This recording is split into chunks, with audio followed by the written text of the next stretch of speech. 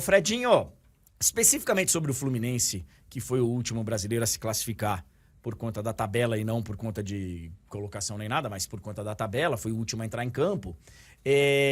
Teve ali no final uma emoção, né? Porque, né, se tomasse um gol, estaria eliminado. Mas, assim, eu tive a clara sensação que ontem, não só pela escalação do Renato, e aí eu quero que você me diga se a postura foi correta ou não, mas eu tenho a clara sensação que o Fluminense jogou com o regulamento debaixo do braço. Ele administrou correndo o risco, porque assim é o futebol, você se demole, numa dessas você cai fora, mas eu acho que o Fluminense teve a situação sob controle. Teve. Depois do... O pior período do Fluminense no jogo foi o primeiro, Sim. quando o Fábio faz duas defesas, uma delas cara a cara, o Mamelodi poderia ter aberto o placar dentro dos 10 minutos iniciais. Aquilo ali, a primeira meia hora do Fluminense foi muito, muito, muito ruim. Depois o Renato ajeita até o fim do primeiro tempo e o segundo tempo é mais ou menos nessa toada aí. O Fluminense ele não sofre defensivamente, né? A única chance clara de gol do Mamelodi foi aquela lá no começo do jogo. Depois não teve nenhuma grande defesa do Fábio ou algum grande desarme. A linha defensiva do Fluminense, portanto, se portou muito bem. Agora, a estratégia e a postura do time, eu discordo veementemente. Porque acho um risco completamente desnecessário, com todo respeito ao bom futebol praticado pelo Mamelodi. Dá para ver claramente o que eles querem fazer e fazem muito bem, e só não conseguiram criar mais chances, repito, porque o Fluminense se defendeu a própria área muito bem, mas em todo momento do jogo você via o Fluminense se livrando da bola.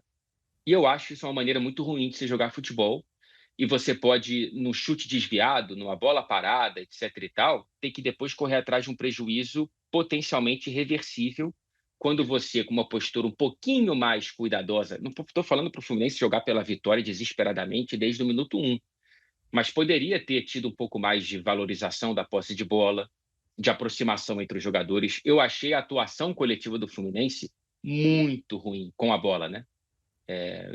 Um time completamente desconexo, não brigava direito pelas segundas bolas, não tinha nenhum passe que quebrava a linha, não tinha nenhuma estratégia ofensiva a não ser entregar a bola de volta para o Mamelodi. Em algum momento ou outro, um lançamento deu certo e teve alguma chance, o Cano colocou uma bola na trave.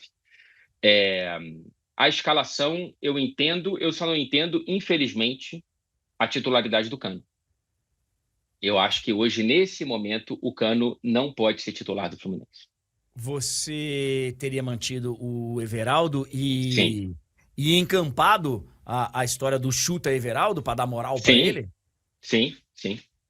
Porque não tem outra opção melhor. Vai tentar colocar o Keno como falso 9 ou o Serna como falso 9. Eu acho que isso não é algo que o Fluminense está acostumado a jogar. Precisa de um centroavante. E o Everaldo. Hoje o Fluminense tem uma falha no planejamento porque tem o centroavante que faz quase tudo muito bem, menos chutar, e outro que faz quase tudo muito mal, a não ser chutar. Então, nenhum dos dois entrega algo completo, né? Ontem você viu o Cano tentando pressionar, incomodar a posse defensiva do Mamelodi, e era um negócio meio triste, assim, porque não tá com perna, tá voltando de lesão. Por isso que eu falo, hoje, daqui a 2 meses, talvez ele possa ter condições de ser titular. Eu acho que hoje não. Assim, analisando o que você tá falando e concordando, eu acho que pro jogo contra a Inter, volta o Everaldo. Eu espero que sim. Eu espero que sim, mas não sei. Eu imaginava que ontem o Renato fosse escalar o Everaldo. Mais do que essa questão, o desespero hoje no coração do torcedor do Fluminense é saber se o Thiago Silva volta ou não. Apesar de ontem o Ignacio ter Sim, sido, inclusive, escolhido o melhor jogador em campo, né? Cara, assim, quando eu vi a notícia do Thiago Silva que, ao que tudo indica, né? Se fosse uma final, ele jogaria. ontem foi quase uma final, né? Então, assim, também não é uma situação muito confortável, porque ontem era um jogo decisivo. Ontem não era qualquer jogo. Então, imagino que tenha sido feita uma ponderação lá e falar, ó, cara, não é um negócio simplesinho, esse cansaço, esse desgaste, enfim, não é simplesinho, mas também né, não era algo que o tivesse tirado de uma final. Mas foi o suficiente para tirá-lo de um jogo importante. É isso que me preocupa, porque já tinha cara de mata-mata e o Thiago me parecia estar no banco de reservas muito mais como uma presença moral do que como um cara que, se o Inácio ou o Freitas sentisse alguma coisa, ele poderia entrar. Então, eu não sei a seriedade da questão física do Thiago. O jogo já é na segunda-feira, né? Não é como se É, tivesse uma imensidão de tempo. essa classificação do Fluminense em segundo lugar, teoricamente, ela deixou o Fluminense na chave mais. Pô, não é mais fraca, não é mais tranquila, mas Não vamos lá. é. Vamos, A chave com menos bicho-papões, vai. depende de Juve e City hoje, né? Pois é, teoricamente. Por enquanto, se a gente considerar lá aquela prateleira europeia diferenciada, eu acho que todo mundo vai concordar que os dois que já estão com seus lados definidos estão do lado de lá. Então, Uhum. né, que PSG e Bayern. Agora, pode vir ainda, né? Podem vir aí bicho-papões ainda pro lado de cá. Vamos aguardar. Mas se teoricamente ficou de um lado um pouquinho mais tranquilo, vou usar esse termo, mas tá equivocado, tá? Não é mais tranquilo, não tem tranquilidade. Você perde um dia também de descanso. Sim, sim. É por isso que eu me irritei com a postura de ontem. Ah, mas deu certo porque ficou no lado que talvez seja mais frágil. Meu amigo, o Borussia está pegando o Monterrey e o Fluminense está pegando a Inter de Milão. Você quer que eu olhe para as quartas de final?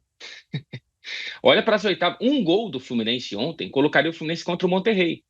E, a depender do que aconteceu hoje, pode ser que o lado do Borussia seja mais frágil do que o lado do Fluminense para além das oitavas de final, porque nas oitavas já é. Você tem total razão, cara, porque assim, seria o Monterrey e a gente não sabe quem vem ainda ali de baixo, que vem um europeu, ó, de todos os times Hum. europeus que, estão, perdão, gente, estão cagando e andando pro Mundial e tal, e não sei o quê, de todos, eu não vi essa postura de nenhum, e o que mais chegou próximo foi o City. O que, por enquanto, tá mais próximo disso, de considerar torneio de verão e tal, que eu acho que não é assim que estão considerando, mas é o que tem uma postura mais diferenciada, é o City. Então, numa dessa, ainda pega um City aqui embaixo e o Al Hilal. Uhum. Você tem razão, cara. Porque eu vi muita gente, inclusive aqui no chat, tem muita gente falando. Pô, claramente o Fluminense jogou pra ser segundo, jogou pra ser segundo. Não faz nenhum Sem, sentido. sem saber o que vem pela frente e com tudo que tá acontecendo nessa Copa do Mundo, eu não sei se foi essa a tática, não. Eu acho que Eu foi acho, realmente. eu Foi acho que realmente. foi se classificar. É. Se classificar e vamos considerar que o Fluminense jogou mal. É que acho que o torcedor fica meio que assim, beleza, jogou mal, mas foi o plano. O plano foi dar a posse para o Mamelodi, até certo ponto foi, tem a qualidade do adversário, mas o Fluminense tinha plenas condições de tentar ganhar o jogo e estar agora planejando contra o Monterrey na terça-feira e não contra a vice-campeã da Europa, que amassou o River Plate ontem, na segunda-feira, né? Então, assim, se foi um planejamento falho. Assim, oitavas de final já está lindo. O Fluminense consegue uma grana muito muito importante para a saúde financeira do clube.